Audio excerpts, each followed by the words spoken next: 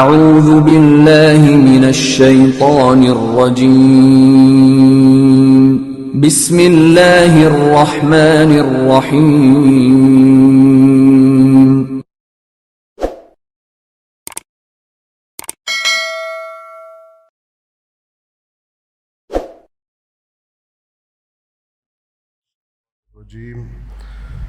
بسم اللہ الرحمن الرحیم الحمد للہ رب العالمین والصلاة والسلام علی سید الانبیاء والمرسلین وعلی اہل بیتہ الطیبین الطاہرین المعصومین واللعنۃ الدائمۃ علی اعدائہم اجمعین من یوم عداوتہم الی قیام یوم الدین۔ صلوات پڑھیں محمد والے۔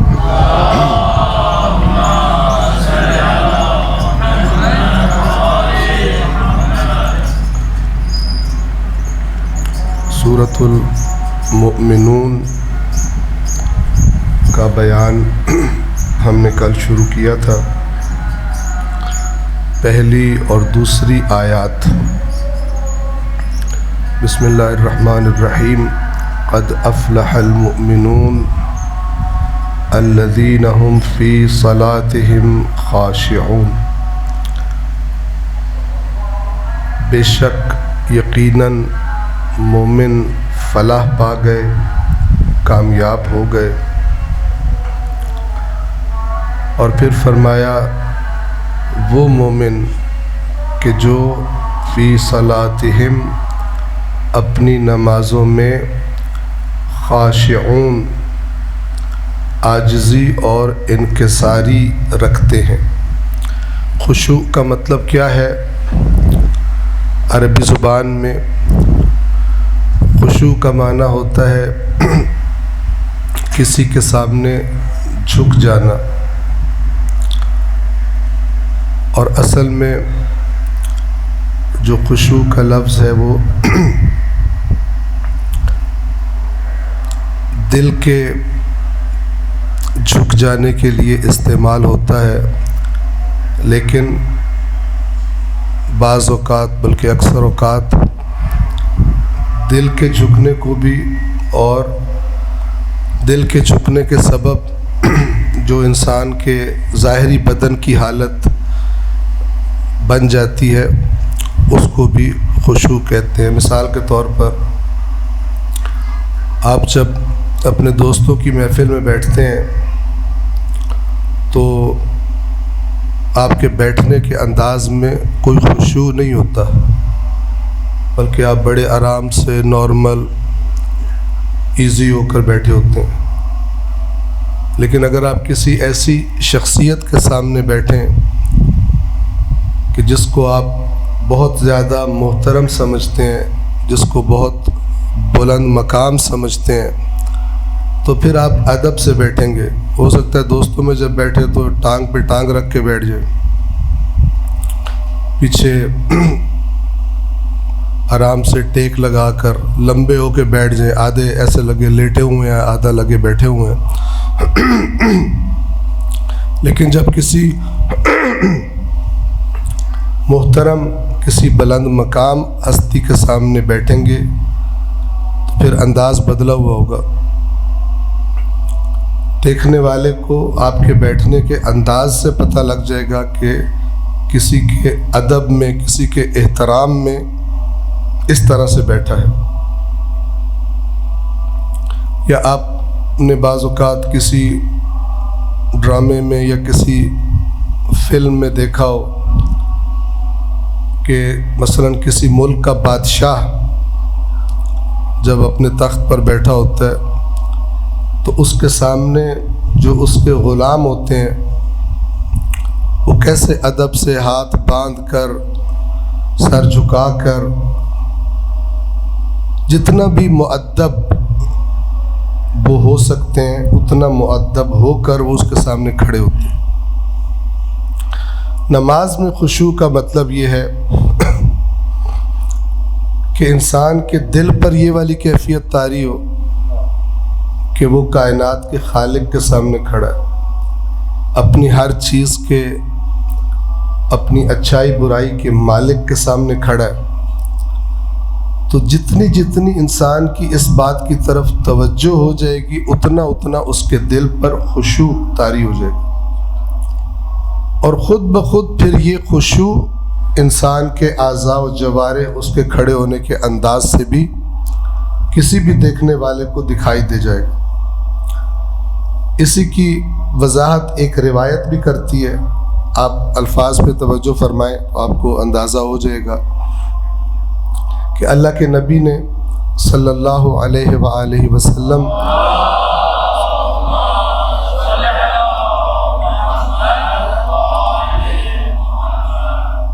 ایک شخص کو دیکھا کہ جو بہت جلدی جلدی نماز پڑھ رہا تھا۔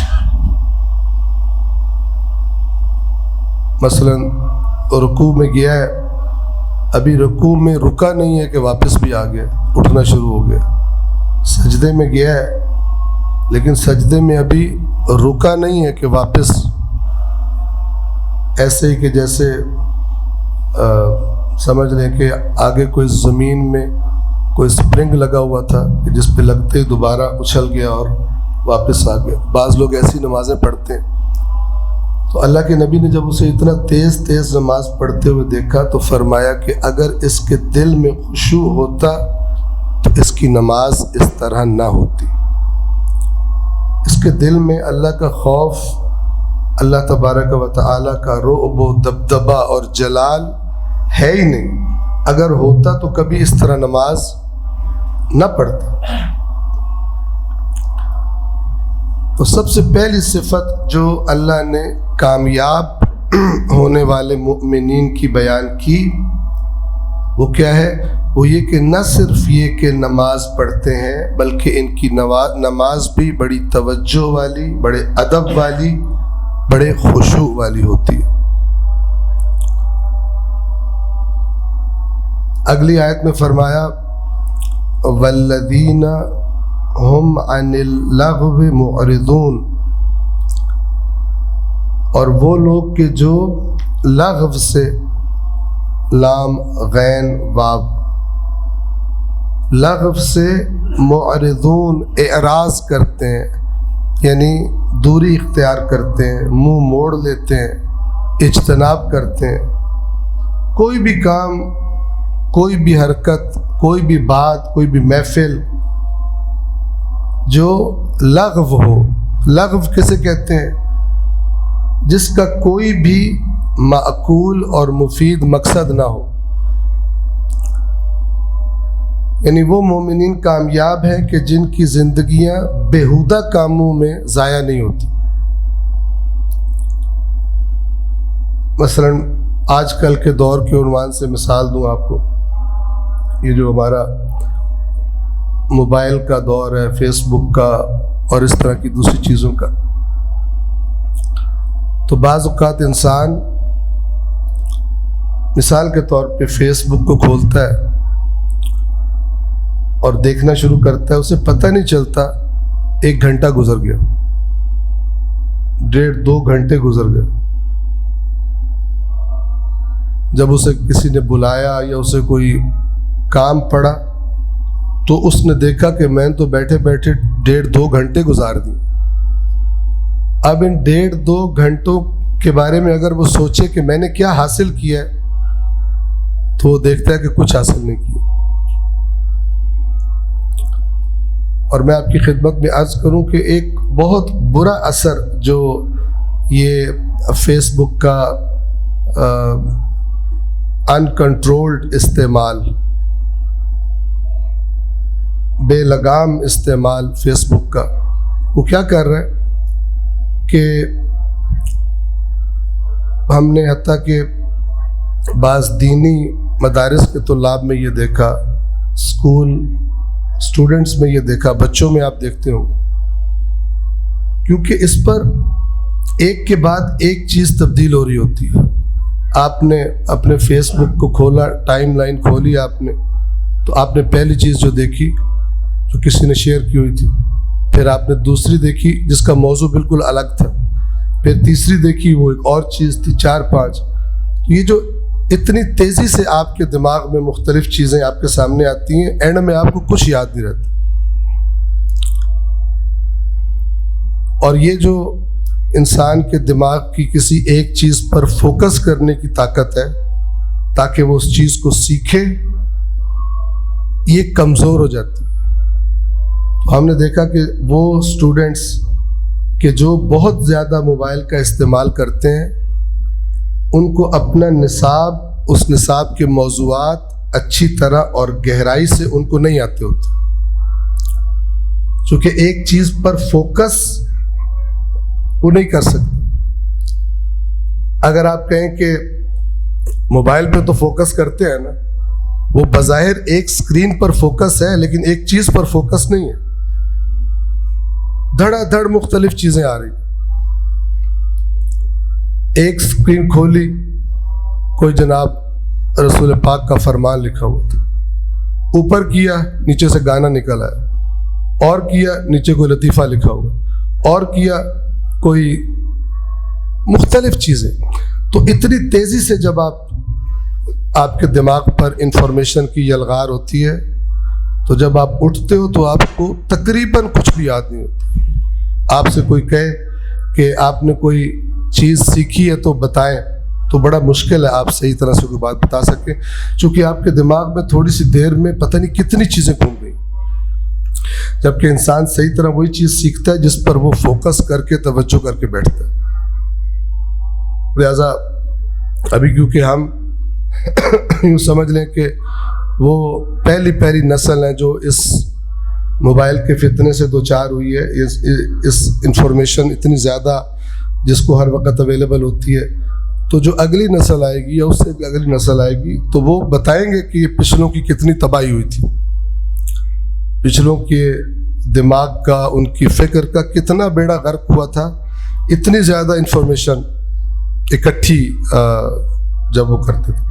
اور انفارمیشن بھی کون سی؟ جس میں سے زیادہ تر انٹرٹینمنٹ والی ہوتی ہے، مزہ آ رہا، آپ دیکھ جس میں مزہ نہ آپ اس کو اڑا دیتے، جس چیز میں مزہ ہے آپ اس کو پہلے خود دیکھتے ہو، پھر آپ اس کو شیئر کرتے ہو، پھر آپ جناب ثواب ہوتا ہے آپ کو بہت پورا، جب تک اپنے سارے دوستوں تک پہنچا نہ لو آپ کو سکون نہیں ملتا۔ تو وہ کام جو مفید نہ ہو اسے لغو کہتے ہیں۔ آپ دیکھیں ہماری زندگی سے کتنا تعلق ہے اس بات کا کہ وہ کامیاب ہیں کہ جو لغو باتوں سے پرہیز کرتے ہیں۔ اور آپ دیکھ لیں ہر سنجیدہ انسان جتنا وہ سنجیدہ ہوگا اتنی لغویات اس کی زندگی میں کم ہوں گی، اور جتنا غیر سنجیدہ اور لاپرواہ انسان ہوگا وہ ہوگا اس لیے کیونکہ لغویات اس کی زندگی میں بہت، جدھر منہ لگے ادھر چل پڑے، کوئی پلان نہیں ہے دن کے لیے، کوئی پلان نہیں ہے ہفتے کے لیے، مہینے کے لیے کیسے گزارنا ہے، کوئی پلان نہیں، صبح اٹھ کے جدھر منہ آیا، جدھر سوچ آئی ادھر چل پڑا۔ تو یہ اگر ہم دین سے، آخرت سے ایک دفعہ سائڈ پہ بھی ہو جائے، صرف نظر کر لیں، دنیا کے طور پر بھی دیکھیں تو وہ لوگ کہ جو بیہودہ کاموں میں انوالو رہتے ہیں وہ ترقی نہیں کرتے، وہ کامیاب زندگیاں نہیں گزارتے، وقت ضائع کرتے رہتے ہیں، پھر آہستہ آہستہ مشکلات سے دوچار ہونا شروع ہو جاتے ہیں۔ یہ علماء یہ بات بتاتے ہیں اور بالکل یہ حق بات ہے کہ دین نے جو صفات بتائی ہیں ایک مومن کی، اللہ رسول اور اہل بیت نے جو صفات بتائی ہیں، اگر کوئی بے دین بھی ان صفات کو اپنے اندر پیدا کر لے تو وہ بڑا کامیاب اور بڑا مضبوط انسان ہوگا، بڑا حوصلے والا اور ثابت قدم اور بلند ہمت والا انسان بن جائے گا۔ دیندار نہ بھی ہو، ان صفات کو اپنے اندر پیدا کر لے۔ ان میں سے ایک یہی ہے والذین هم عن اللغو معرضون۔ اور میں یعنی اسی بات کو ایک اور جگہ سے بھی قرآن کی بیان کر دوں آپ کو، سورہ مدثر میں جنتیوں اور جہنمیوں کا ایک آپس میں مکالمہ اللہ نے بتایا کہ جنتی جب جنت میں چلے جائیں گے جہنمیوں کے بارے میں سوال کریں گے، اللہ تعالیٰ گویا ان کا ڈائریکٹ رابطہ کروا دے گا جہنمیوں سے اور کہے گا خود پوچھ لو۔ تو وہ جہنمیوں سے پوچھیں گے تم جہنم میں کیوں آئے ہو؟ اب یہ اللہ تعالیٰ کا انداز ہے کہ ہمیں پہلے سے پتہ لگ جائے کیا چیزیں وہ بڑی بڑی چیزیں ہیں جو جہنم میں لے کے جائیں گی، پہلے سے بالکل کلیئر ہو جائے. تو وہ پوچھیں گے تمہیں کیا چیز جہنم میں لے کے آئی ہے؟ تو ان کا پہلا جواب ہوگا ہم نمازی نہیں تھے. نمازی نہیں تھے کا مطلب کیا ہے؟ ہم میں سے بہت سارے لوگ اس کو نارمل لیتے. کتنے لوگ ہیں جو نماز نہیں پڑھتے، لیکن یہ نماز نہ پڑھنے کی حقیقت پر غور نہیں کرتے. نماز نہ پڑھنے کی حقیقت کیا ہے؟ کہ اس کائنات کا مالک، میرا مالک، میرا پیدا کرنے والا، مجھے رزق فراہم کرنے والا، مجھے پالنے والا، وہ مجھے بلاتا ہے اور کہتا ہے کہ میرے سامنے آ کے حاضری دے. 1 دفعہ، 2 دفعہ، 3 دفعہ، 4 دفعہ، دن میں 5 مرتبہ جو انسان اسے جواب دیتا ہے کہ میں نے نہیں آنا. اگر آپ غور فرمائیں تو اس سے بڑا جرم ہی کوئی نہیں فرض کر سکتے. اگر اللہ کا نبی بلائے کوئی نہ جائے بہت بڑا جرم ہے. اگر مولا علی بلائیں مثلاً کوئی نہ جائے بہت بڑا جرم ہے. لیکن ان سب سے بڑا، سب سے عظیم جرم یہ ہے کہ اللہ بلائے اور کوئی نہ جائے. تو ایک انسان جو دن میں 5 مرتبہ اپنے خالق کو کہہ رہا ہوتا ہے، زبان سے نہیں کہتا، عمل سے کہہ رہا ہوتا ہے، اس کے کان پہ جوں نہیں رینگتی کہ اللہ نے بلایا ہے، میں نہیں جا رہا. تو پہلا جواب جو دیں گے جہنمی جنتیوں کو، کہیں گے ہم بے نماز تھے، ہمیں اللہ کی طرف سے جب بلایا جاتا تھا ہم پہ فرض کیا گیا تھا کہ ہم لبیک کہیں اور ہم اللہ کی بارگاہ میں حاضری دیں، ہم نہیں کرتے تھے، اس لیے ہم جہنم میں آ گئے. بڑے بڑے جرم. دوسرا بڑا جرم، ہمیں اپنے معاشرے کے غریب اور نادار اور بھوکے طبقے کی پرواہ کوئی نہیں تھی. اتنا بڑا جرم ہے. یعنی ہم بظاہر انسان تھے لیکن بن جانور گئے تھے. بعض اوقات تو جانوروں کو بھی دوسرے جانور کا احساس ہو جاتا ہے. احادیث میں ہے نا کہ اگر تم نے جانور ذبح کرنا ہو تو دوسرے اس طرح کے جانور کے سامنے اسے ذبح نہ کرو. وہ فیل کرتا ہے، اس کو تکلیف ہوتی ہے، اس کو برا لگتا ہے. تو ہمارے معاشرے میں محروم لوگ تھے، غریب لوگ تھے، ہم خود بڑے آرام سے کھاتے پیتے تھے لیکن ہمیں غریبوں کی پرواہ نہیں تھی. یہ دوسرا بڑا جرم ہے جو ہمیں بتایا گیا ہے، اس کی وجہ سے تم جہنم میں جا رہے ہو. اور تیسرا وہ یہی والا جو اس آیت میں آیا سورہ مومنون. تیسرا جرم یہ تھا وَكُنَّا نَخُوضُ مَعَ الْخَائِضِينَ، اور ہم فضول لغویات باتیں کرنے والوں کے ساتھ ہم بھی لغویات میں پڑے رہتے تھے. بعض اوقات انسان دیکھتا ہے رات کے 10-11 بجے محفل لگی ہے دوستوں کی، کوئی موضوع نہیں ہے، بس بیٹھ کے گپے لگانی. کسی نے سیاست چھیڑ دی، سیاست دانوں کو شروع ہو گئے. کسی نے کہا جناب وہ آج اس مولانا نے پڑھا، دوسرے نے کہا وہ مولانا فارغ ہے بالکل، اس کو یہ شروع ہو گئے. سارے مولاناؤں کا تیا پانچا کر دیا وہاں پہ. پھر رخ توپ کا کسی اور طرف لگا، پھر ادھر گولہ باری شروع کر دی. رات کے لیٹ آورز تک، دیر تک کوئی رخ ہی نہیں ہے، کوئی مفید بات ہی نہیں ہے. جدھر منہ لگتا ہے ادھر تباہی شروع کر دیتے. پھر ایک نے کوئی لطیفہ سنا دیا بےہودہ، پھر لطیفوں کا سلسلہ شروع ہو گیا، اور مختلف ایکٹیویٹیز. اور 3-4-5 گھنٹے بےہودہ گوئی میں گزار کر جا کے بستر پر گرے، اور صبح جب ٹائم آیا مثلا کہ اللہ کے لیے کھڑا ہونا تھا، ہوش ہی کوئی. بعض دفعہ واقعی انسان جب لیٹ سوتا ہے، نمازی ہو، ایک تو جو نمازی نہ ہو تو پھر اس کا تو میں یوں کہا کرتا ہوں کہ جو نماز پڑھتے ہیں ان کا مقام بہت بلند ہے، ان کے بارے میں تو ہم بات نہیں کر سکتے. جو پڑھتے ہیں لیکن ڈیلی ڈالی پڑھتے ہیں ان کا مقام ذرا نیچے ہے، تو ان کے بارے میں بات کر لیتے ہیں. ان کا مقام جو نہیں پڑھتے اتنا اونچا ہے کہ وہ اللہ کے سپرد ہے، نیچے والے ان کے بارے میں بات نہیں کر سکتے۔ جو پڑھتے ہیں اور ڈیلی پڑھتے ہیں، بعض اوقات دیکھیں انسان بیہودہ اگر جاگتا رہے صبح فجر کے ٹائم، آپ نے تجربہ کیا ہوگا، اگر بندہ اٹھ بھی جائے ایسے لگتا ہے نشے میں، سر بھارا ہو رہا ہوتا ہے، سر میں درد ہو رہی ہوتی ہے، اور نماز نہیں ہوتی، ایک مصیبت ہوتی، اور بس جلدی جلدی کسی طرح سے وضو کر کے اور جناب آدھی آنکھیں بند ہیں آدھی کھلی ہیں، نماز پڑھ کے پھر دھڑام سے بستر پر گر گئی۔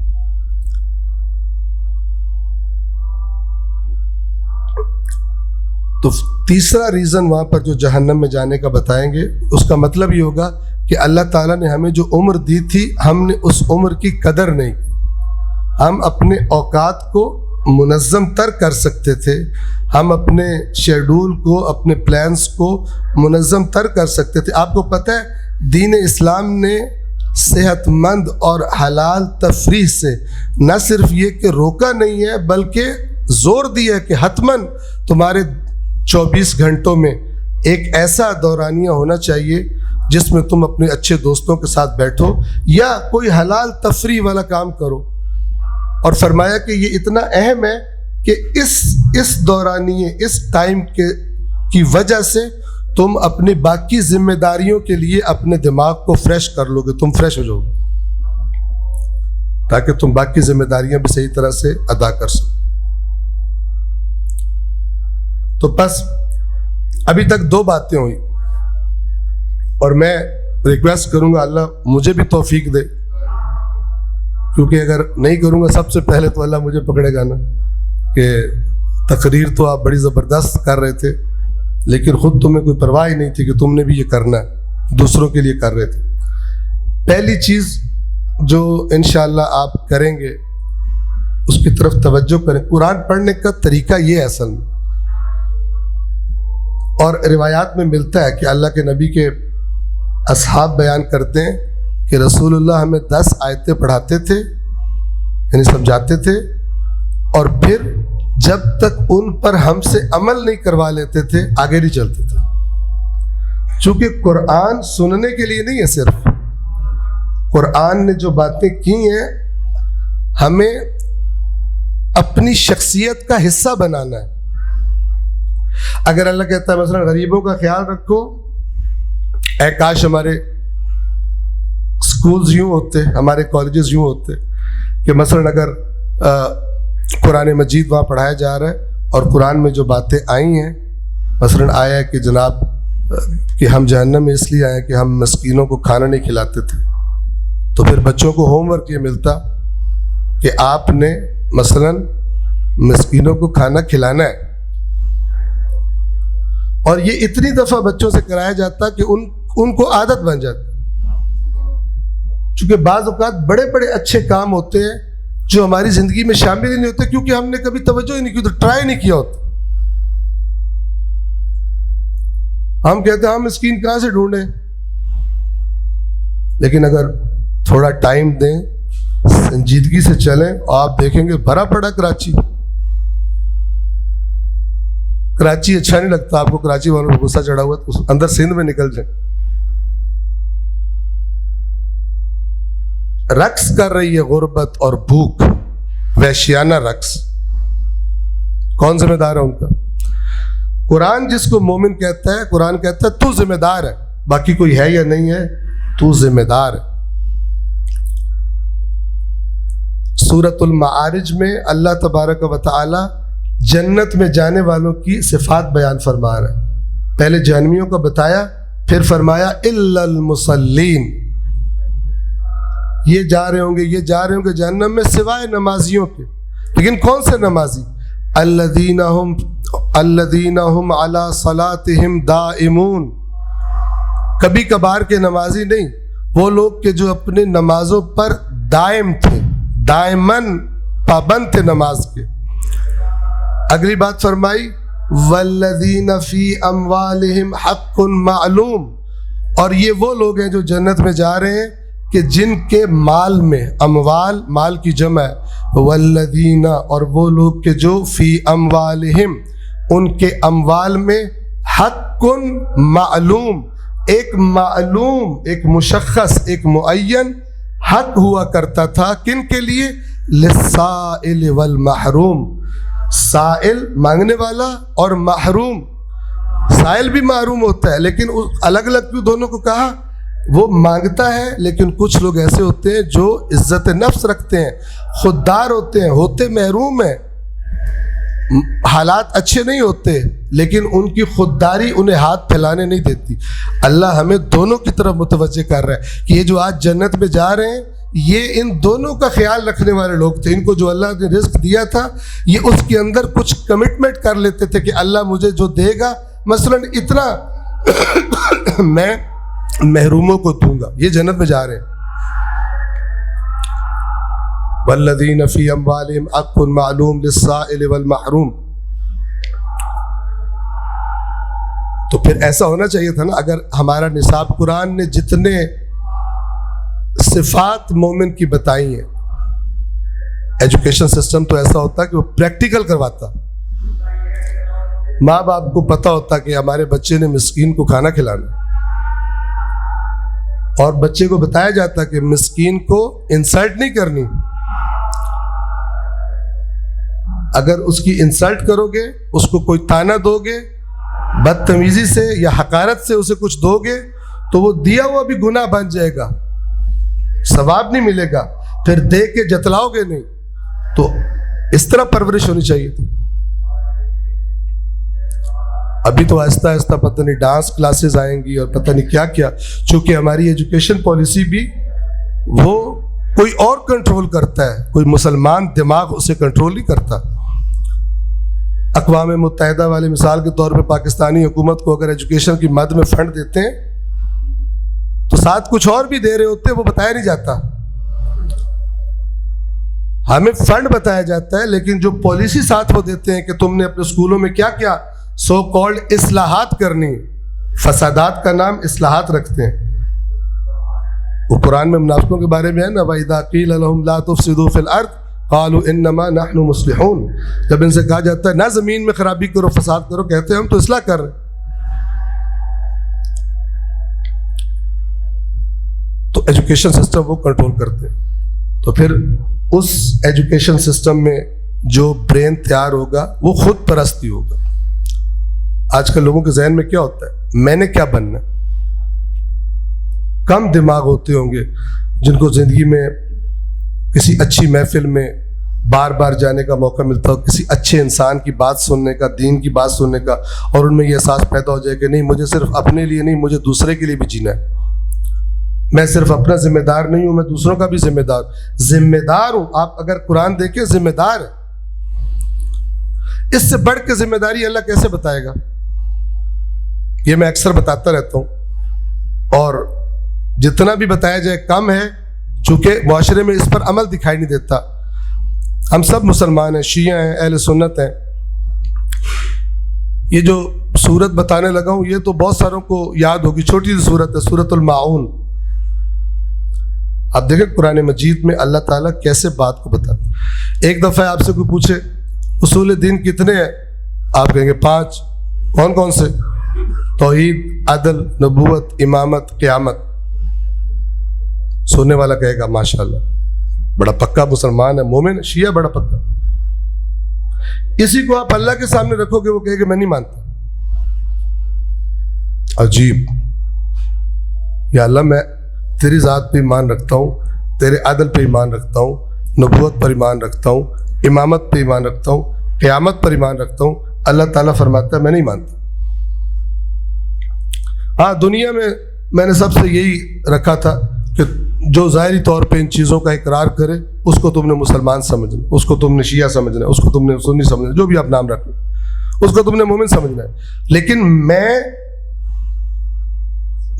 اس کو دیکھ کے، ظاہری چیز کو دیکھ کے فیصلہ نہیں کرتا. یا اللہ پھر آپ کیسے فیصلہ کریں گے کہ میں قیامت پر ایمان رکھتا ہوں یا مثلا نہیں رکھتا؟ تو اللہ تعالیٰ فرمائے گا کہ میری کتاب کھول، بالکل آخر پہ چلا جا، سورۃ الماعون کو کھول، اس کو پڑھ، کیا لکھا اس میں. آپ پڑھیں گے بسم اللہ الرحمن الرحیم ارأیت الذی یکذب بالدین، کیا تو نے اس کو دیکھا ہے جو جزا کو یعنی قیامت کو جھٹلاتا ہے؟ اب یہ اللہ کہہ رہا ہے، کوئی اور نہیں کہہ رہا. یعنی میں تجھے وہ بندہ دکھاؤں جو قیامت کو جھٹلاتا ہے، کہتا نہیں ہے لیکن اس کے اندر یہ بات ہے کہ قیامت نہیں ہونی. ہم کہیں یا اللہ ہم نے تو کبھی نہیں کہا قیامت نہیں ہونی، ہم تو اصول دین 5 کا طوطے کی طرح رٹا مار کے بچپن سے بیٹھے ہوئے ہیں، ہم نے تو نہیں کہا کہ قیامت نہیں آنی. تو اللہ تعالیٰ فرمائے گا آگے پڑھ، اگلی آیت کیا ہے؟ فَذَلِكَ الَّذِي يَدُعُّ الْيَتِيمَ، یہ وہ ہے جو یتیم کو برا سلوک کرتا ہے. دھکے دینا یعنی برا سلوک کرنا. اگلی آیت پڑھ وَلَا يَحُضُّ عَلَىٰ طَعَامِ الْمِسْكِينِ، اور یہ مسکین کو کھانا کھلانے کی ترغیب نہیں دیتا. اب یہ جملہ اللہ تعالیٰ کہہ سکتا تھا نا مسکین کو کھانا نہیں کھلاتا، تو اگر اللہ تعالیٰ کے مسکین کو کھانا نہیں کھلاتا تو بعض لوگ یہ کہتے ہیں ہمارے پاس اپنے کھانے کا نہیں تھا. بس مثال کے طور پر کیا کھلاتا؟ اللہ نے ایسا جملہ بولا کہ دونوں گھر بیچ میں شامل ہو گئے. جو کھلا سکتا ہے کھلائے، اور جس کے پاس خود نہیں ہے وہ بھی اس فکر میں رہے اور ترغیب دے دوسروں کو. اگر کسی کو کہہ کے کھلوا سکتا ہے تو کھلوائے. تو آپ اس آیت سے تصویر بنائیں کہ ہر وہ شخص جو قیامت پر ایمان رکھتا ہے اس کے اندر کیا صفت ہونی چاہیے، اس کو کیا عادت ہونی چاہیے کہ وہ اپنے معاشرے کے محروم طبقے کی فکر میں رہے.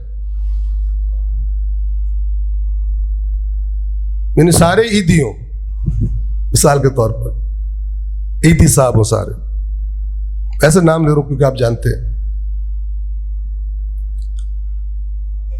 اور اللہ فرما رہا کس انداز میں؟ اللہ فرما رہا کہ جو اگر اس فکر میں نہیں ہے مسکین کو کھلانے کی تو میں تجھے بندہ دکھاؤں جو قیامت کو جھٹلاتا ہے، یہ والا. اب میں اور آپ لاکھ کہیں اصول دین 5 ہے، توحید عدل نبوت امامت قیامت لکھوا لو، ہم سے اسٹیمپ پیپر پہ لکھوا لو، مور لگوا لو، دستخط کرا لو. اللہ تعالیٰ کے ہاں جب تک ہمیں مسکینوں کی پرواہ نہیں ہے ہم قیامت کو جھٹلانے والے. قرآن تو نہیں بدل سکتا. یہ جیسے آپ کا دوست کوئی ڈاکٹر ہو، آپ اس سے ملنے کے لیے جائیں، وہ آپ کا چہرہ دیکھے اور کہے تجھے تو بڑی خطرناک بیماری مجھے لگ رہی ہے. آپ کا دوست آپ کا تیرا طبیعت ٹھیک ہے تیری؟ میں تو بالکل فٹ ہوں، مجھے تو کوئی فیلنگ نہیں بیماری کی. وہ کہے تجھے فیلنگ نہ ہے ڈاکٹر میں ہوں، تو نہیں ہے، یا یہ فلانے ٹیسٹ کرا، یتیم ٹیسٹ اور مسکین ٹیسٹ کرا. جب ٹیسٹ کرائے پتہ چلا کینسر ہے، پتہ چلا جناب کالا یرکان ہوا. تو اللہ تعالیٰ نے یہ اس قرآن کی لیبارٹری میں ٹیسٹ بتایا. تجھے دکھاؤں وہ کہ جو قیامت کو جھٹلاتا ہے، یہ اس کی سمٹمز ہیں، اس کے مرض کی علامات یہ ہیں کہ اگر یتیم ہتھے چڑھ جائے اس کو نہیں چھوڑتا پھر، اور مسکین کی پرواہ نہیں ہے اس کو. اب آپ اس تناظر میں دیکھیں کہ اگر یہ والا دین پاکستان میں ایک سارے نہ صحیح، آدھے نہ صحیح، ایک خاص تعداد ہی اپنا لے اس دین کو، تو وہ اس کو مجبور کرے گی اپنی کمائی اپنا مال شیئر کرنے پر جہاں پہ غریب اور مسکین. ہم کیا سمجھتے ہیں کہ ہمارے تمام ائمہ، آپ ان کی سیرت میں سنتے ہیں کہ راتوں کو اٹھتے تھے اپنی پشت پر اناج کی بوری لاد کر رات کے اندھیرے میں، اور وہ واقعاً اندھیرا ہوتا تھا. یہ تو کراچی تو ویسے ہی کہتے ہیں لائٹوں کا شہر ہے، ٹھیک ہے، تو رات کے اندھیرے میں غریبوں کو، بھوکوں کو، مسکینوں کو جا کر غذا دیتے تھے.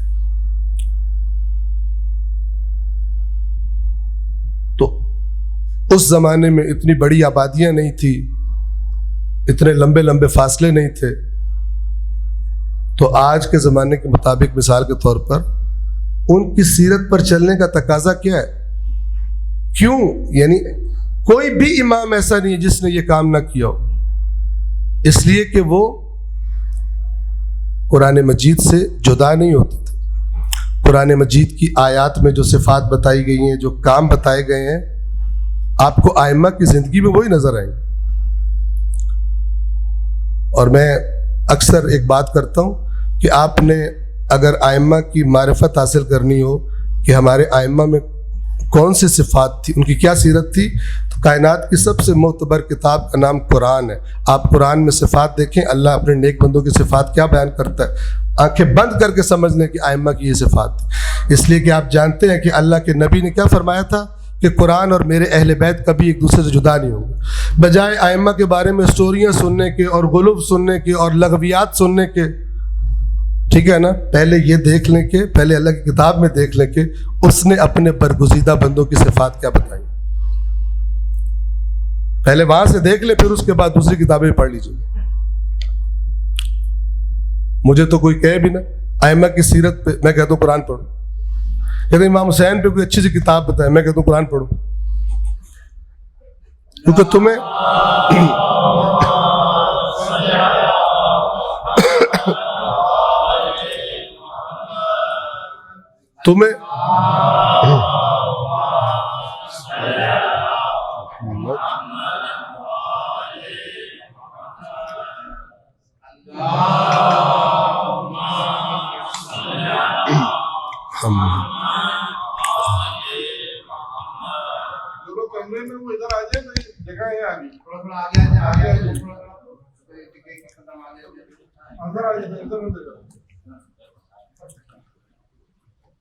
آپ اگر مثلا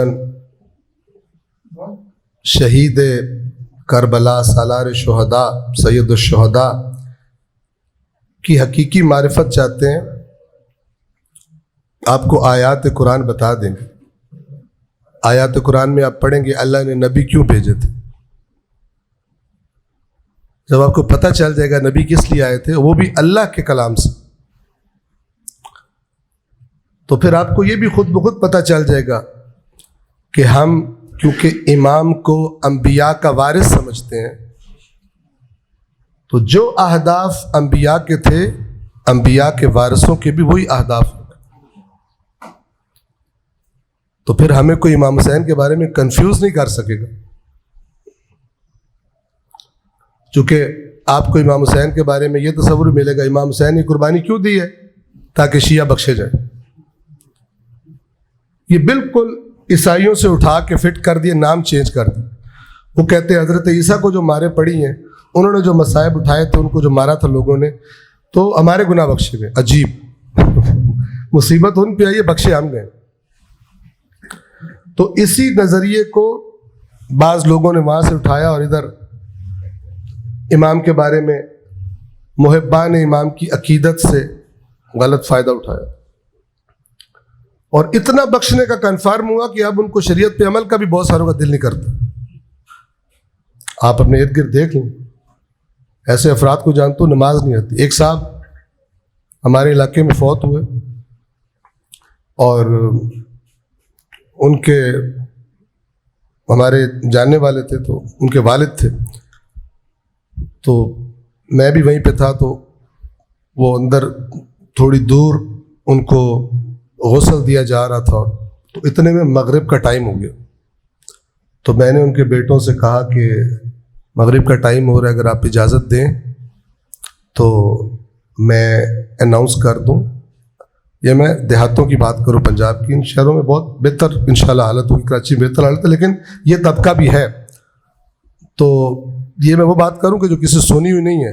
میں نے ان سے کہا کہ مغرب کا ٹائم ہو رہا ہے، تو اگر آپ اجازت دیں تو میں اعلان کر دوں کہ جی وضو کر لیں اور سارے نماز باجماعت ادا کرتے۔ تو ان کا بڑا بیٹا جو میرا عزیز تھا، تو اس نے مجھے کہا کہ کیوں ہمارے جنازے پہ سے لوگ پکانے لگے، انہوں نے کوئی نہیں پڑھنی، چلے جائیں گے۔ تو تو میں نے کہا کہ آپ کے ابو کو ثواب ملے گا، کوئی بات نہیں، کچھ تو ہوں گے پڑھنے والے. اور آپ یقین کریں میں نے اعلان کیا تو ایک دفعہ کچھ لوگ چھٹنا شروع ہوئے، کوئی ادھر سے نکل رہا ہے، کوئی ادھر سے نکل رہا ہے، کوئی ادھر سے نکل رہا ہے. اور ایک قلیل تعداد رہ گئی جو عادی تھے نماز کے، انہوں نے وضو کیے، نماز با جماعت ادا کی. اب وہ مجھے وہ بندہ کہتا ہے میں نے کہا تھا نا یار تو نے بندے بھگا دیے. تو میں نے کہا صبر کرو پھر آ جائیں. چونکہ انہوں نے تمہیں بھی تو خوش کرنا ہے نا کہ تمہارے ابو کے جنازے میں شریک ہوئے. اللہ تو پھر اللہ کا تو مسئلہ کوئی نہیں، اتنا امپورٹنس نہیں ہے، لیکن تم امپورٹنٹ ہو ان کے لیے. جب خطرہ ٹل جائے گا، جب نماز پڑھ لی جائے گی تو آ جائیں گے. اور وہی ہوا، جب نماز ختم ہوئی ایک ٹولی ادھر سے آ رہی ہے، ایک ٹولی ادھر سے، پھر مجمع لگ گیا. میں نے کہا یہ لے لو، بگانا ہے تو پھر نماز کا اناؤنس کر دو. یہ کیوں ہوا؟ امام حسین جیسی ہستی کے نام لینے والے ایسے کیسے ہو گئے؟ مجھے تو، میں ایک قافلے کے ساتھ کربلا گیا، عزاداری کر رہے ہیں ماشاءاللہ، امپریسو، یعنی واقعاً بڑے جذبے سے رو رہے ہیں. 500 بندے کا قافلہ، 500 بندے کا. فجر کے ٹائم اذان ہوئی. ایک بڑا سا ہال تھا جہاں سارے سوتے تھے، اوپر ایک منزل تھی جہاں خواتین سوتی تھی. فجر کی اذان ہوئی، جماعت وہیں پہ اسی ہال میں، 10 بندے بھی نہیں. یہ ہماری تربیت کس نے کی ہے؟ کس نے ہمیں امام حسین کی شخصیت کو اس طرح پیش کیا ہے کہ جو ہم سے تقاضا نہیں کرتی کہ اٹھو اور فجر کے ٹائم عین تیروں کی بارش میں نماز پڑھ رہے ہیں، اصحاب جو ہیں وہ تیر کھا رہے ہیں، نماز قائم ہو رہی ہے، اور امام کے نام لینے والے کو پھر بھی گمراہ کر دیا گیا کہ وہ نماز نہیں پڑھتا.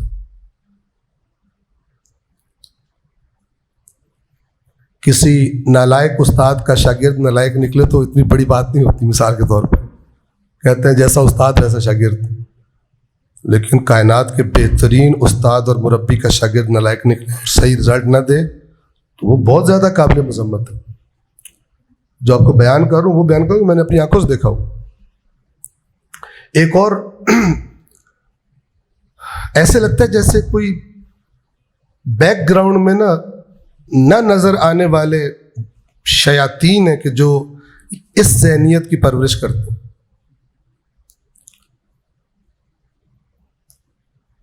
ہم نے، اللہ نے توفیق دی، چند سال سے یہ امام بارگاہ یثرب میں پہلا عشرہ محرم کا پڑھتا ہوں. تو میرا فوکس زیادہ تر آیات قرآن ہوتا ہے. اب ذرا آپ ذہنیت دیکھیں. ایک صاحب مجھے ملے، انہوں نے اپنے گھر میں دعوت کی، ان کے پاس میں گیا تو وہ مجھے نا ایسے ہی مذاق سے کہتے ہیں، میزبان صاحب کہتے ہیں کہ نا میرا ایک دوست تھا، وہ آیا کرتا تھا یثرب میں عشرہ سننے، تو وہ پچھلی دفعہ نہیں آیا. تو بعد میں مجھے ملا تو میں نے کہا یار تم آئے نہیں عشرہ سنتے یثرب میں. اب ذرا اس کا جواب سن. اس نے کہا کہ یار بندہ ذکر سننے آتا ہے، آگے سے درس قرآن گلے پڑ جاتا ہے. درس قرآن گلے پڑ جاتا ہے. اگر قرآن اور اہل بیت آپس میں جدا نہیں ہے تو اسے کیوں لگتا ہے قرآن گلے پڑ گئے؟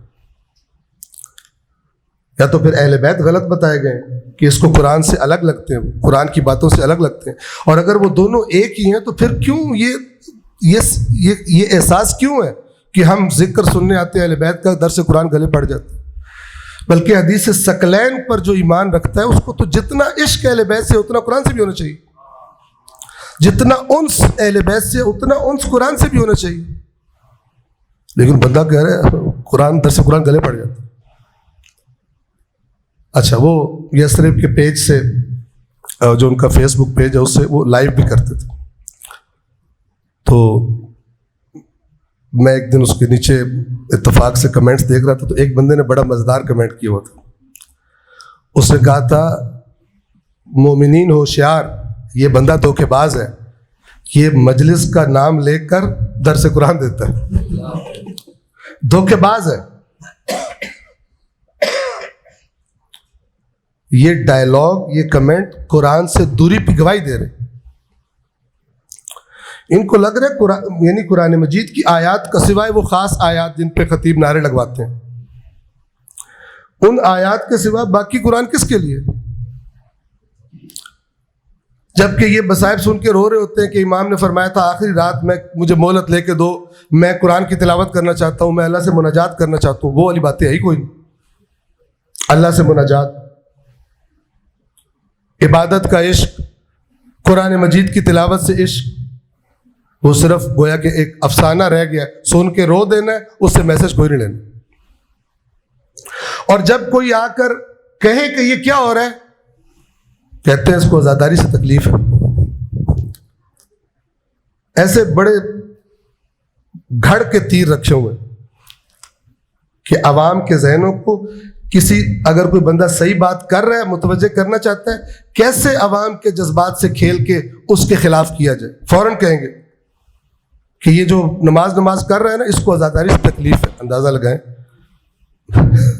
نماز کی بات پر اصرار کرنے والا آگے سے کہتے ہیں تو نماز کی بات کرنی ہے. ایک اور کمنٹ تو لکھا ہوا تھا کہ یہ جو نماز اور قرآن ہے نا، یہ مسجد کے موضوعات ہیں، یہ ممبر کے موضوعات نہیں ہیں، یہ مسجد میں باتیں کرو جا کے. تو ممبر پھر کس کے حوالے کریں؟ بندروں کے حوالے کریں، ان کے حوالے کریں جو سارے سپر ہٹ گانوں پہ قصیدے بنا رکھے، ان کے حوالے کر دیں. ہر چیز کا ایک شیطانی جواب اور ایک پروپیگنڈا تیار کر کے رکھا ہو. حالانکہ کون بدبخت انسان ہوگا کہ لوگوں کو امام حسین کی آزاداری سے دور کرنا چاہے؟ کون ہوگا؟ لیکن وہ بیچارہ یہی کہہ رہا ہوتا ہے کہ یہ جو آزاداری ہے یہ تو اس تحریک کی یاد زندہ رکھنے کے لیے جس میں دین بچایا گیا تھا، دین پہ عمل کرو. اللہ کو قیامت کے دن کیا جواب دو گے کہ تم حسین کرتے تھے، تمہیں تو سب سے زیادہ دین کے عامل پورے معاشرے میں تم سے زیادہ دین پر عمل کرنے والا کوئی نہیں ہونا چاہیے تھا، تمہارے اندر دین پر وہ عمل کا جذبہ ہی نظر نہیں آتا تھا، اور تمہیں ذہنوں میں یہ بھر دیا گیا تھا کہ ماتم کرو، جنت فلان، یہ وہ باقی شریعت جو امام حسین نے بچایا تھا، جس کے لیے سب کچھ یہ کیا تھا، وہ تمہیں کیوں بھول گیا؟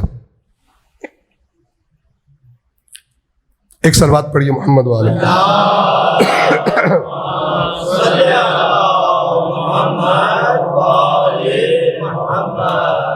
تو بس ہم یہاں تک پہنچے والذین ہم عن اللغو معرضون اور والذین ہم للزکاۃ فاعلون، اپنے مالی واجبات ادا کرنے والے. جو اللہ نے مال دیا ہے اور اس میں سے کہا ہے کہ اتنا لازماً تم نے دینا ہے خدا کی راہ میں، واجب والا، واجب کے بعد بھی اللہ خرچ کرنے کی ترغیب دیتا ہے اور بہت ترغیب دیتا ہے. لیکن جو واجبات ہیں یہ کامیاب ہیں، یہ مومنین کے جو زکوٰۃ ادا کرنے والے ہیں، یعنی اپنے مالی واجبات ادا کرنے والے ہیں، یہ کامیاب ہیں. اور اگلی صفت، ہمارا معاشرہ بدترین طریقے سے اس گناہ میں مبتلا ہے. اللہ نے فرمایا والذین هم لفروجهم حافظون، اور وہ کامیاب ہیں کہ جو اپنی شرمگاہوں کی حفاظت کرتے. شرمگاہوں کی حفاظت سے کیا مراد ہے؟ زنا نہیں کرتے، ناجائز تعلقات قائم نہیں کرتے. ہمارا زمانہ کیا ہو گیا؟ آپ جائیں کالجز میں، یونیورسٹیز میں، لڑکوں کا گروپ بیٹھا ہوا. قیامت کی نشانیوں میں سے ائمہ نے بتایا ہے کہ قیامت کی ایک بڑی نشانی کیا ہے قرب قیامت کی، کہ جو معروف چیزیں ہوں گی، یعنی جو نیکیاں سمجھی جاتی تھی، جو نیکیاں تھیں حقیقت میں، وہ منکر بن جائیں گی، یعنی وہ گناہ بن جائیں گے لوگوں کی نظروں میں. اور جو گناہ تھے وہ معروف بن جائے گا، معروف منکر بن جائے گا، منکر معروف بن جائے گا. اس کی مثال اسی سے لے لیں.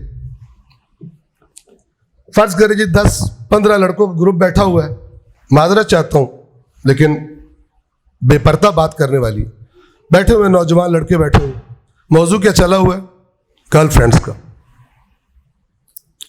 ایک بتا رہا ہے، دکھا رہا ہے، چیک کرو ذرا بھائی کی گرل فرینڈ. دوسرا کہہ رہا ہے یہ چیک کرو. سارے فخر سے بتا رہے، یعنی اپنے ناجائز تعلق کو بڑے فخر سے، یعنی اس کی داد چاہتے ہیں. اپنی گرل فرینڈ دکھا کر اس کا داد چاہتا ہے. وہ سارے اپنے فخر کر رہے ہیں, ایک بیچارہ بیٹھا ہوا ہے, اس سے کہتے ہیں تو چپ کر کے بیٹھا, تیری کوئی نہیں.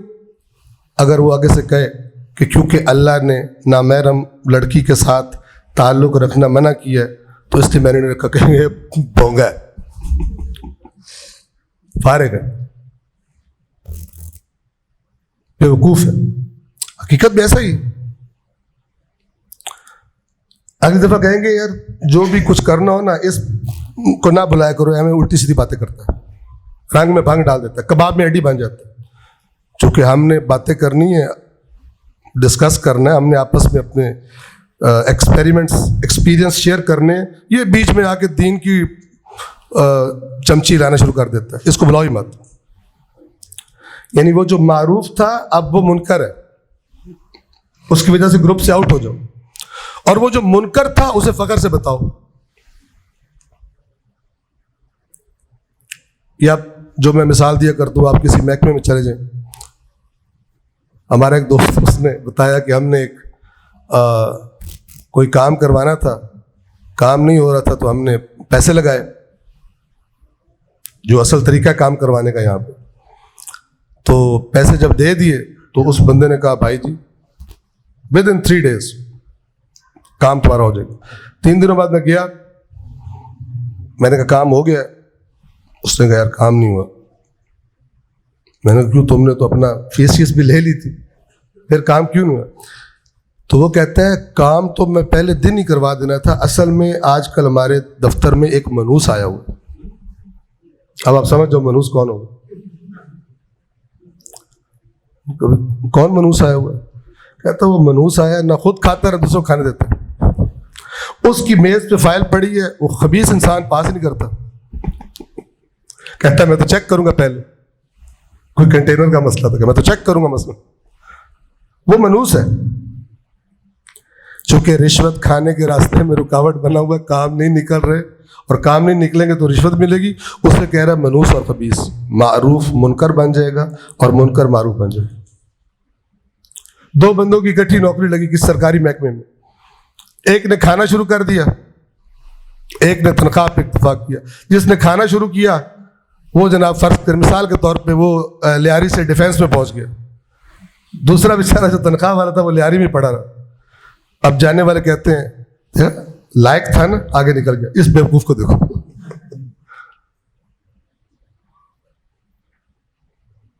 واقعاً ایسا ہے, جبکہ جانتے ہوتے ہیں وہ آرام خور ہے, اور جانتے ہیں کہ یہ ہاں اللہ کے نیک بندے پھر کہتے ہیں کہ یار ان کے دلوں میں اس کی عظمت محبت ہوتی ہے, لیکن دنیا پرست لوگ فارغ ہیں. ایک ساتھ نوکری, وہ کہاں پہنچ گیا اور یہ بیوقوف کہاں, وہیں کا وہیں ہے. صلوات پڑھے محمد وعلیہ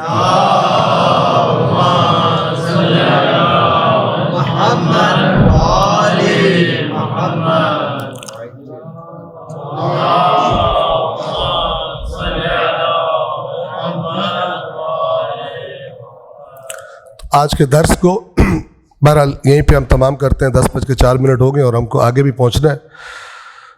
تو یہ صفت والذین هم لفروجہم حافظون, جنسی معاملات میں اپنے محافظ ہوتے ہیں, اپنی پاک دامنی کو, اپنی پاکیزگی کو اس کام سے آلودہ نہیں ہونے دیتے. تو اس کو ہم انشاءاللہ کچھ مزید بھی آگے بڑھائیں گے, آپ کی خدمت میں عرض کریں گے.